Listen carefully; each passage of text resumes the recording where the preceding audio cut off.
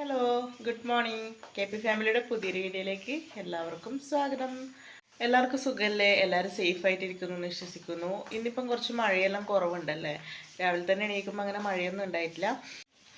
ഞാൻ അടുക്കളയിൽ നിൽക്കുന്ന കാണുമ്പോൾ തന്നെ മനസ്സിലായിട്ടുണ്ടാവും അല്ലേ, ഇന്ന് കുക്കിംഗ് വീഡിയോ ഇരിക്കുന്നു. അങ്ങനെ ഡേ ഇൻ മൈ ലൈഫ് ഒന്നും എടുക്കുന്നില്ല കേട്ടോ. ഇന്ന് രാവിലെ നമ്മളെന്താ ചായക്കടിയാക്കുന്നതെന്നാണ് നിങ്ങൾക്ക് കാണിച്ചു തരാൻ പോകുന്നത്. അപ്പോൾ മക്കൾക്ക് സ്കൂളൊന്നും ഇല്ലല്ലോ, പ്രതിയായിട്ട് പണിയുമില്ല. ലേറ്റായിട്ട് തന്നെയാണ് എണീറ്റത്, തിരക്കൊന്നുമില്ലല്ലോ. അപ്പോൾ ഇനിയിപ്പം ചായ വെക്കണം. കടി ഇന്ന് ഞാൻ ആക്കുന്നത് അതിൻ്റെ പേരെന്താണെന്ന് എനിക്കറിയില്ല കേട്ടോ. പണ്ട് വീട്ടിൽ നിന്ന് അമ്മ ആക്കി തരുന്ന ഒരു കടിയാണ്. അതാക്കി കഴിഞ്ഞാൽ പ്രതിയായിട്ട് തിന്നോന്നും അറിയില്ല. പക്ഷെ ഇന്നലെ ഞാൻ ചോദിച്ചാൽ എന്നോട് പറഞ്ഞു ആക്കിക്കോന്ന് പറഞ്ഞിട്ടുണ്ടായിരുന്നു കേട്ടോ. അപ്പോൾ എന്തായാലും അതെങ്ങനെയാണ് ആക്കലെന്ന് ഞാൻ കാണിച്ചു തരാം. സിമ്പിളാണ് കേട്ടോ. അപ്പോൾ വേഗം ഞാനത് കട്ടൻ ചായക്ക് വെള്ളം വെക്കട്ടെ, എന്നിട്ട് നമ്മളെ കടിയാക്കാൻ നോക്കാം.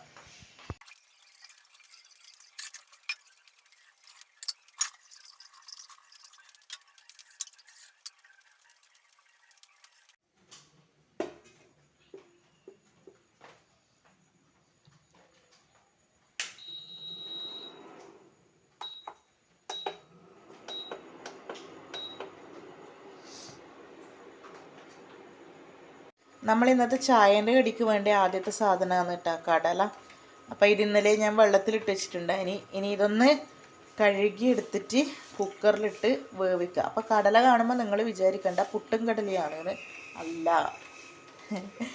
അപ്പോൾ ഇതെന്തായാലും ഒന്ന് കഴുകിയിട്ട് ഉപ്പ് ഇട്ടിട്ട് നമുക്ക് കുക്കറിലിട്ടൊന്ന് വേവിക്കാൻ വെക്കാം. എന്നിട്ടാകുമ്പോൾ നമുക്ക് ബാക്കി സാധനങ്ങൾ എടുക്കാം. അപ്പോൾ കടല വേഗം ഒന്ന് കഴുകി എടുക്കട്ടെ കേട്ടോ.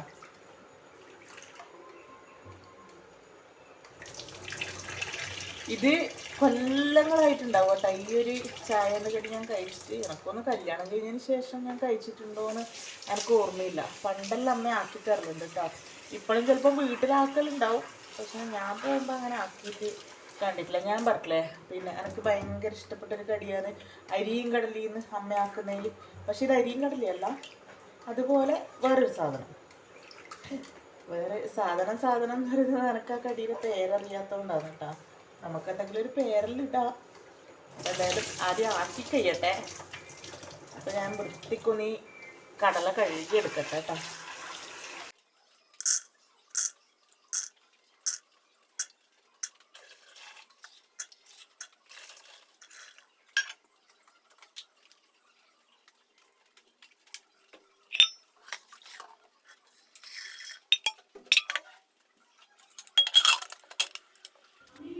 കടല വൃത്തിക്ക് കഴുകിയിട്ട് പിന്നെ അത് കുക്കറിലേക്ക് ഇട്ട് കൊടുത്തു. എന്നിട്ട് അതിലേക്ക് ആവശ്യത്തിനുള്ള ഉപ്പും ആവശ്യത്തിനുള്ള വെള്ളവും ഒഴിച്ചു കൊടുത്തിട്ട് ഇതാ അടുപ്പത്തേക്ക് വെച്ചിട്ടുണ്ട്.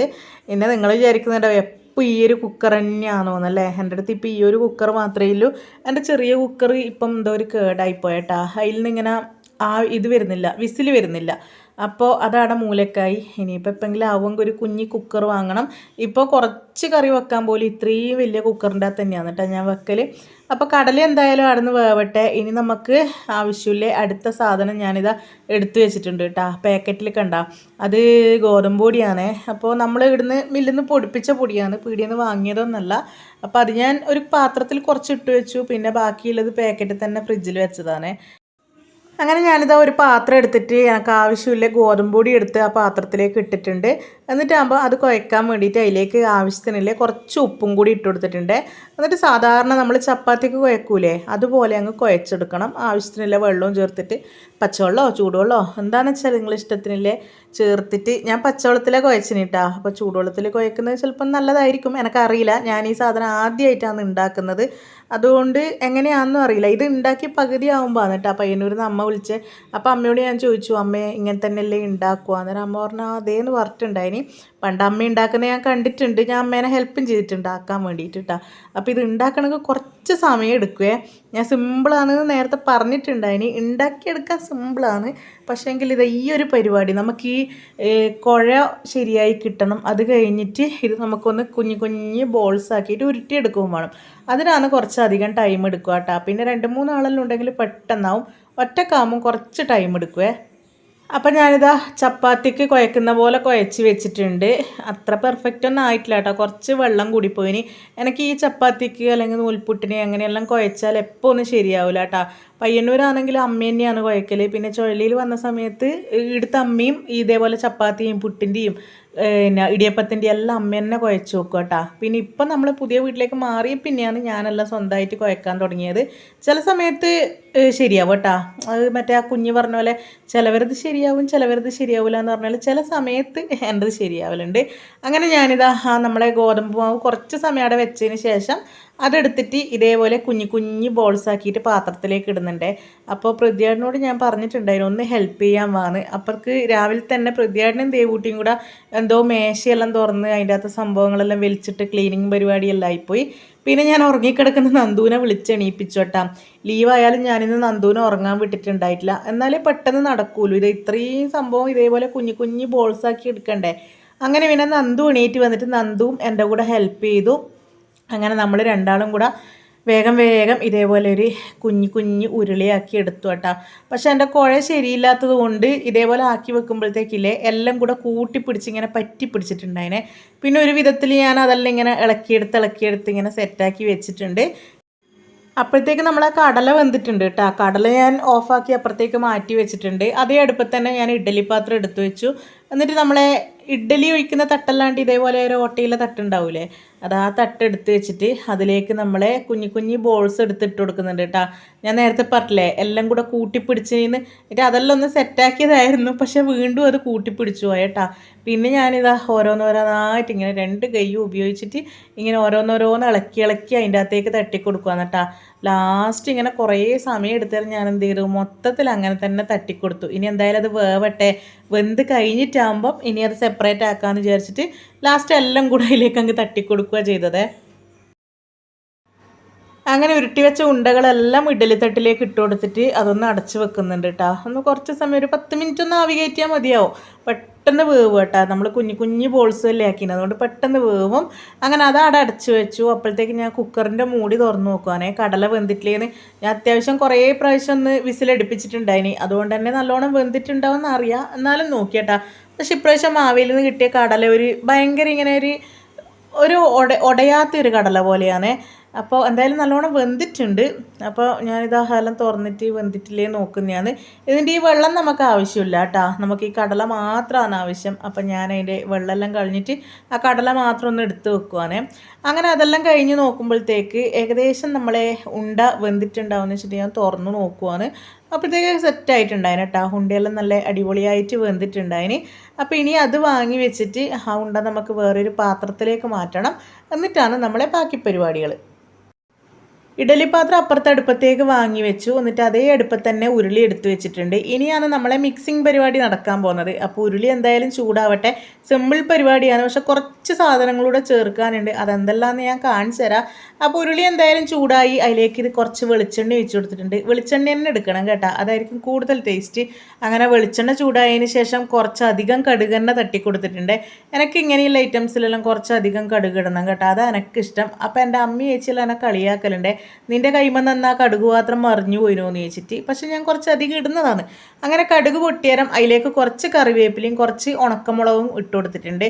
അതൊന്ന് വഴറ്റിയതിന് ശേഷം കുറച്ച് മഞ്ഞൾപ്പൊടി, കുറച്ച് മല്ലിപ്പൊടി കുറച്ചുകൂടെ ഉണ്ട്, പിന്നെ കുറച്ച് മുളക് പൊടി, കുറച്ച് ചിക്കൻ മസാല.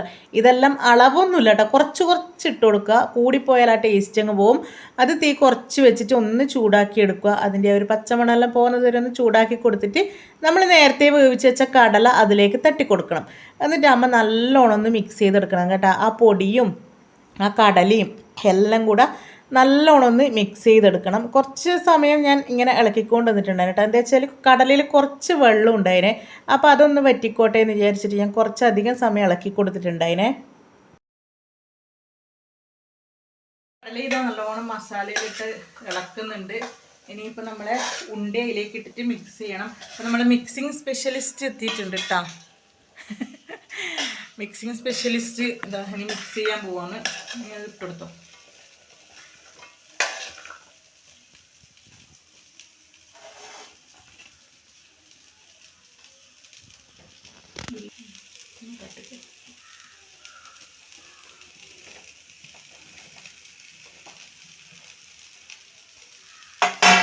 ചുറ്റുമുണ